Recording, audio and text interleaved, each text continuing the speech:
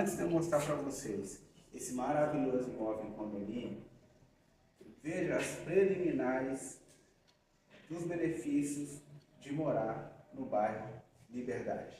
Você ter um autocarro aqui no bairro Liberdade.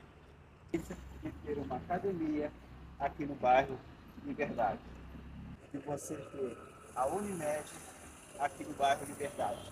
Uma escola aqui no bairro Liberdade. De ter uma padaria a menos de 50 metros do condomínio.